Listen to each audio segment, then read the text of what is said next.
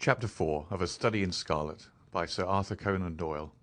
This recording by David Clarke, bgdavid.wordpress.com, bgcoffee.net. Chapter 4. What John Rance Had to Tell. It was 1 o'clock when we left No. 3 Lauriston Gardens.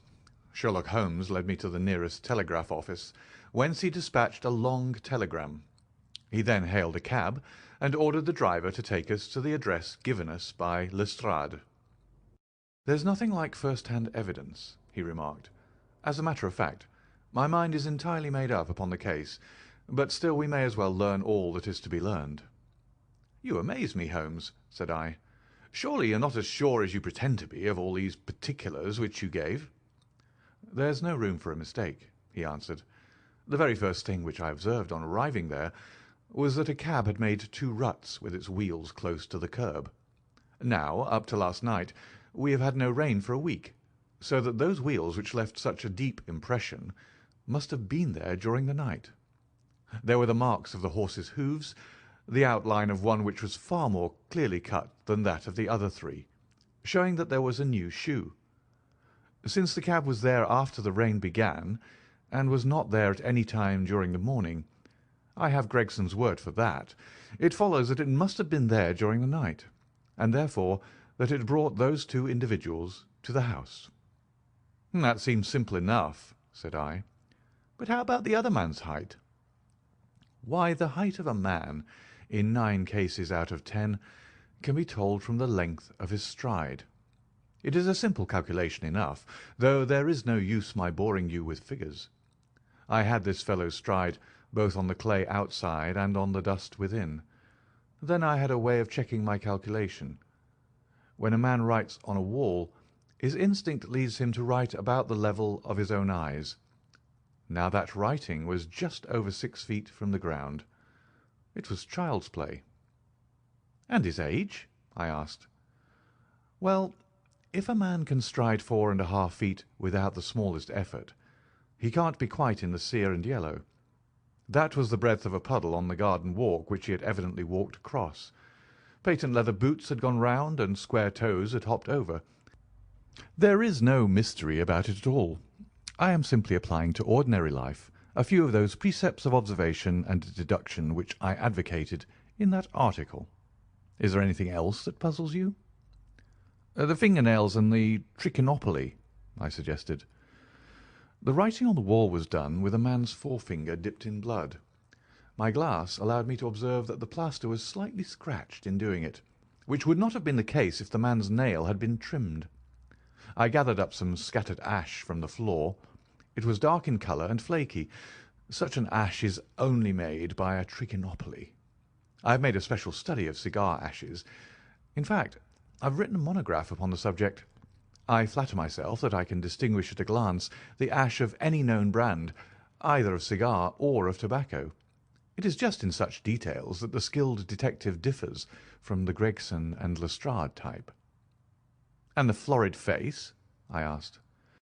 "That was a more daring shot, though I have no doubt that I was right. You must not ask me that at the present state of the affair." I passed my hand over my brow. "My head is in a whirl," I remarked. "The more one thinks of it, the more mysterious it grows. How came these 2 men, if there were 2 men, into an empty house? What has become of the cabman who drove them? How could one man compel another to take poison? Where did the blood come from? What was the object of the murderer, since robbery had no part in it? How came the woman's ring there? Above all, why should the second man write up the German word Rache before decamping? I confess that I cannot see any possible way of reconciling all these facts." My companion smiled approvingly. "You sum up the difficulties of the situation succinctly and well," he said. "There is much that is still obscure, though I have quite made up my mind on the main facts. As to poor Lestrade's discovery, it was simply a blind intended to put the police upon a wrong track, by suggesting socialism and secret societies. It was not done by a German. The A, if you noticed, was printed somewhat after the German fashion. Now, a real German invariably prints in the Latin character, so that we may safely say that this was not written by one, but by a clumsy imitator who overdid his part. It was simply a ruse to divert inquiry into a wrong channel. I'm not going to tell you much more of the case, Doctor. You know, a conjurer gets no credit when once he has explained his trick, and if I show you too much of my method of working, you will come to the conclusion that I am a very ordinary individual after all. I shall never do that, I answered. You've brought detection as near an exact science as it ever will be brought in this world. My companion flushed up with pleasure at my words, and the earnest way in which I uttered them. I had already observed that he was as sensitive to flattery on the score of his art as any girl could be of her beauty. I'll tell you one thing, he said. Patent leathers and square toes came in the same cab, and they walked down the pathway together, as friendly as possible, arm in all probability. When they got inside they walked up and down the room, or rather, Patent leathers stood still while square toes walked up and down. I could read all that in the dust, and I could read that as he walked he grew more and more excited. That is shown by the increased length of his strides. He was talking all the while, and working himself up, no doubt, into a fury. Then the tragedy occurred. I've told you all I know myself now, for the rest is mere surmise and conjecture. We have a good working basis, however, on which to start. We must hurry up, for I want to go to Halle's concert to hear Norman Neruda this afternoon. This conversation had occurred while our cab had been threading its way through a long succession of dingy streets and dreary byways. In the dingiest and dreariest of them, our driver suddenly came to a stand. "That's Audley Court in there," he said, pointing to a narrow slit in the line of dead-coloured brick. "You'll find me here when you come back." Audley Court was not an attractive locality. The narrow passage led us into a quadrangle paved with flags and lined by sordid dwellings. We picked our way among groups of dirty children and through lines of discoloured linen until we came to number 46, the door of which was decorated with a small slip of brass on which the name Rance was engraved. On inquiry we found that the constable was in bed, and we were shown into a little front parlour to await his coming. He appeared presently, looking a little irritable at being disturbed in his slumbers. "I made her my report at the office," he said. Holmes took a half-sovereign from his pocket and played with it pensively. "We thought that we should like to hear it all from your own lips," he said. "I shall be most happy to tell you anything I can," the constable answered, with his eyes upon the little golden disc. "Just let us hear it all in your own way, as it occurred."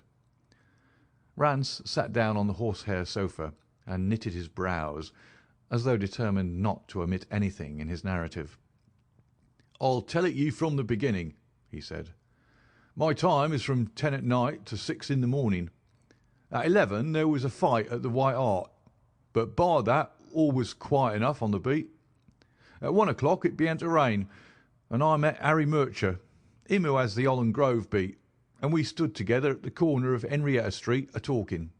Presently, maybe about 2 or a little after, I thought I'd take a look around and see that all was right down the Brixton Road. It was precious dirty and lonely.